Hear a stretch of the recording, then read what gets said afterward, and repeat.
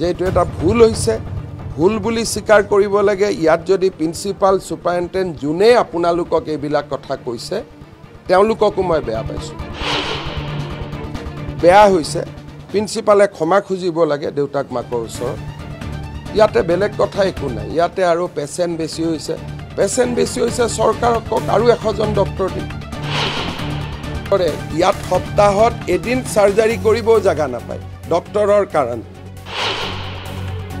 Surgery ডিপাৰ্টমেণ্টত ইমান doctor আছে যে ৰোটেশ্যনত, মই ঠিক কথা কৈছোঁ নে নাই বৰ্মা, সপ্তাহত এদিন যেনে তেনে পায়। সম্পূৰ্ণ নেগলেক্টৰ কাৰণে মৃত্যু হৈছে। গুৱাহাটী চিকিৎসা মহাবিদ্যালয়ত আজি ৰাতিপুৱা শ্ৰীমতী স্মিতা ডেকা আৰু উৎপল বৰদলৈৰ নৱজাত সন্তান এটা আমাৰ যিটো জণ্ডিছ নহ'বৰ কাৰণে আমি যিটো ফটোথেৰাপিক মেচিনত থওঁ তাৰ পৰা বাগৰি পৰে আৰু পুত্ৰ সন্তানটিৰ মৃত্যু হয়, ছোৱালী সন্তানটিৰ মৃত্যু হয়। ছোৱালীজনীৰ ওজন প্ৰায় 3.7 কেজি আছিলে। বিষয়টোৰ ওপৰত অনুসন্ধান কৰিবলৈ ৰাজ্য চৰকাৰে এখন 3জনীয়া কমিটি গঠন কৰি দিছে। আমাৰ অতিৰিক্ত মুখ্য সচিব সুইটি চাংচন, ডাইৰেক্টৰ মেডিকেল এডুকেশ্যন আৰু এইমছৰ এজন বিশেষজ্ঞৰে সৈতে এই তদন্ত কমিটিটো গঠন হ'ব। মই নিজে যিটো ফটোথেৰাপিক ইউনিটৰ পৰা বাগৰি পৰিছিলে মই নিজে তাক চাই আহিলোঁ। যথেষ্ট খালী মেচিন থকা স্বত্তেও এটা মেচিনতে কৰ্তব্যৰত নাৰ্ছে হওক চিকিৎসকে হওক 3টাকৈ বাচ্চাক একেলগে তেওঁলোকে ৰাখি থৈছিলে। মেচিনৰো অভাৱ নাছিলে, যথেষ্ট খালী মেচিন আছিলে। এনেকুৱাও নহয় যে মেচিন নথকা বা মেচিনৰ অসুবিধাৰ কাৰণে তেওঁলোকে এটা সন্তানৰ জেগাত বা 2টা সন্তানৰ জেগাত 3টাক ৰাখি থ'বলগীয়া হৈছিলে। মোৰ দৃষ্টিত বা মই যিটো বুজিলোঁ, যথেষ্ট সংখ্যক খালী মেচিন থকাৰ পিছতো তেওঁলোকে এই কন্যা সন্তানজনীক আন 2টা সন্তানৰ সৈতে তাতে একেলগে থৈছিলে আৰু এই সন্তানটিৰ ওজন স্বাভাৱিকভাৱে 3.7 যথেষ্ট বেছি বা ভাল ওজন বুলি ক'ব লাগিব আৰু সন্তানটো বাগৰি পৰে। এনেকুৱা ঘটনা GMCHত আজিলৈকে মই দেখাও নাই। 2006 চনৰ পৰা মই GMCHৰ লগত জড়িত।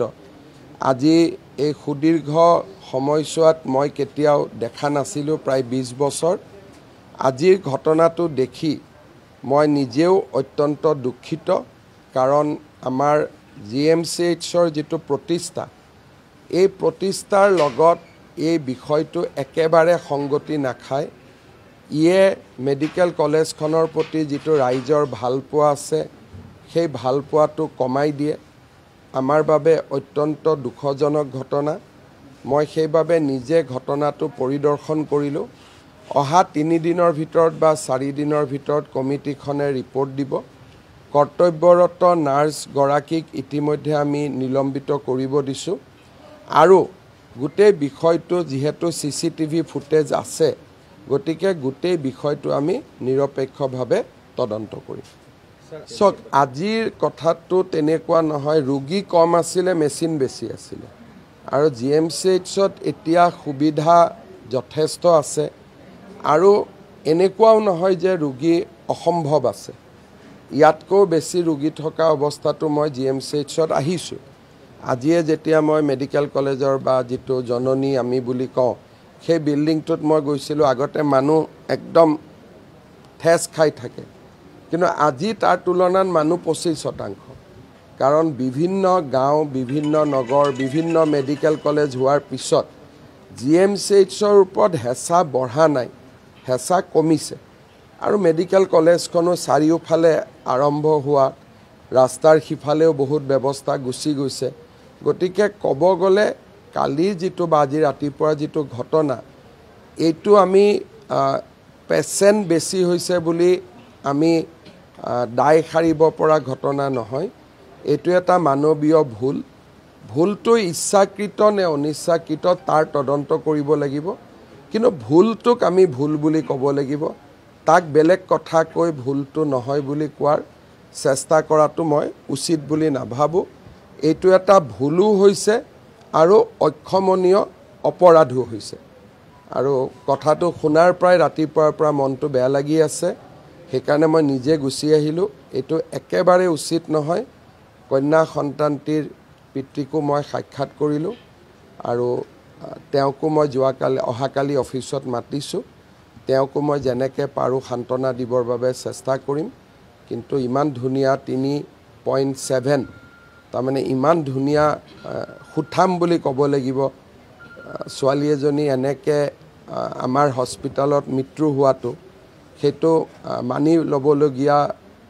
বিষয় নহয়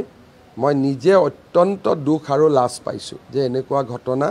আমাৰ মেডিকেল কলেজখনত হৈছে মই নিজে অত্যন্ত লাজ পাইছোঁ বুজাব নোৱাৰাকৈ মই লাজ পাইছোঁ বাকি ডিসচাৰ্জ হৈছে তেওঁলোকৰ কোনো একো বাকি কেজন বাকি মোক প্ৰিন্সিপালে কোৱা মতে বাকি দুজনৰ কোনো নাই আৰু তেওঁলোক বাগৰি পৰা নাছিল তেওঁলোক অকণমান হালি আছিল গতিকে তেওঁলোকৰ কোনো অসুবিধা হোৱা নাই বাকি দুগৰাকীৰ ডিসচাৰ্জ হৈছে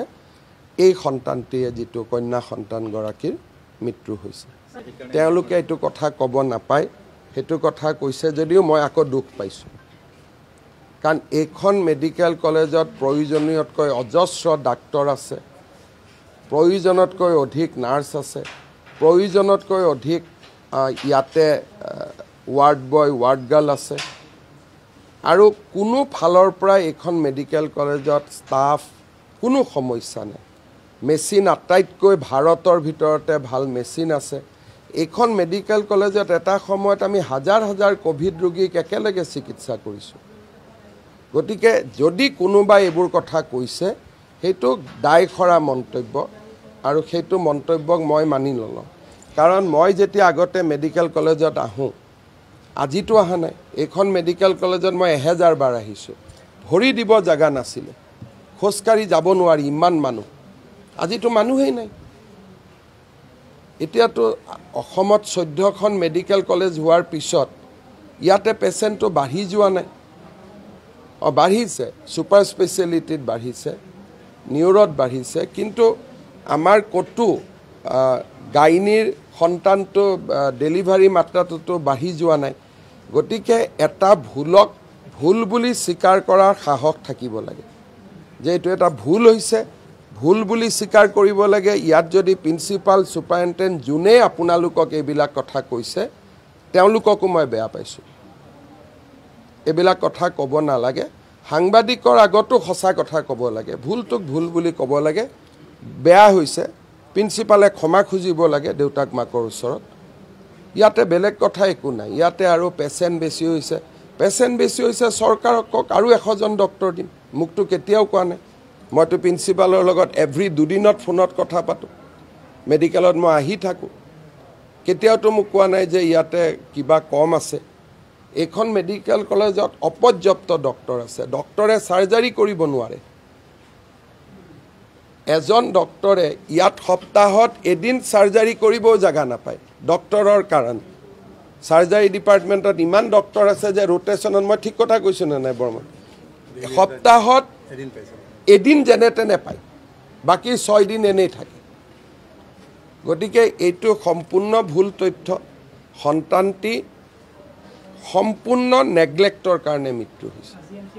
আজি জিএমচিএইচৰ নেগলেক্ট এটা জিএমচিএইচৰ বিল্ডিংটো এটো নেগলেক্ট কৰা নাই কোনোবা এজন ব্যক্তিৰ নেগলেক্ট হৈছে গতিকে সেই নেগলেক্টটো আমি বিচাৰি উলিয়াব লাগিব আৰু এনেকুৱা ঘটনা যাতে ভৱিষ্যতে নহয় আমি তাৰ ব্যৱস্থা ল'ব লাগিব আৰু পৰিয়ালটোক আমি ক্ষমা খুজিব লাগিব আৰু পৰিয়ালটোৰ যেটো কষ্ট তাক ক্ষমা খুজিলেও শেষ নহয় এটা মনত সদায় দুখ এটা লয়ে পৰিয়ালটো থাকিব লাগিব আৰু ময়ো মুখ্যমন্ত্ৰী হিচাপে মই যথেষ্ট দুখ লাগিছে এটো হ'ব নালাগিছিল আৰু যথেষ্ট বেয়া লাগিছে বোলে ইলেক্ট্ৰিকেলত কিবা এটা হৈছে বৈদ্যুতিক কথা ক'ব লগা নাই কিন্তু খালী মেচিন থাকোঁতে এটা মেচিনতে তিনিটাকৈ বাচ্চা উঠাই দিছে দি এটা বাচ্চা বাগৰি পৰিছে তাৰপিছত কৈছে পেচেণ্ট বেছি আছে এইটোতো ঠিক কথা নহয় সব আমাৰ ইয়াতে নাৰ্ছৰে হওক গ্ৰেড 4 বা ৱাৰ্ড বয় সকলোকে নকওঁ ভালো কাম কৰা আছে কিন্তু দুই এগৰাকীৰ ব্যৱহাৰে হস্পিটালখনৰ বদনাম আনি থাকে এতিয়াও মই নামি আহোঁতে মোক কেইজনমানে কমপ্লেইন কৰি আছিলে যে ট্ৰলিখনত 200 টকা খুজি আছে মই এতিয়াই আমাৰ পুলিচক কৈছোঁ যে আজি ৰাতি এৰেষ্ট কৰক বুলি গতিকে অকণমান শাসনৰ প্ৰয়োজন থাকে আৰু মই ভাবোঁ যে প্ৰিন্সিপাল কৰ্তৃপক্ষ যথেষ্ট কঠোৰ হ'ব লাগে কোনোবাক যদি খবৰ পায় অমুক নাৰ্ছে বেয়া ব্যৱহাৰ কৰিছে দূৰত ট্ৰেন্সফাৰ কৰি দিলে লেঠাটো মৰি যায় কোনোতো যাব নোখোজে নিজে নিজে ঠিক হ'ব গতিকে পাব্লিকৰ কমপ্লেইন শুনাৰ সাহসটো থাকিব লাগে আগতে মই প্ৰায়ে আহিছিলোঁ শুনিছিলোঁ কৰিছিলোঁ যেতিয়াই প্ৰিন্সিপাল ছুপাৰিণ্টেণ্ডে পেচেণ্টৰ কথা নুশুনে কোনোবা কমপ্লেইন দিলে একশ্যন নলয় তেতিয়া এনেকুৱা হয় নাৰ্ছৰটো অসমত অভাৱ নাই ৱাৰ্ড বয়টো অভাৱ নাই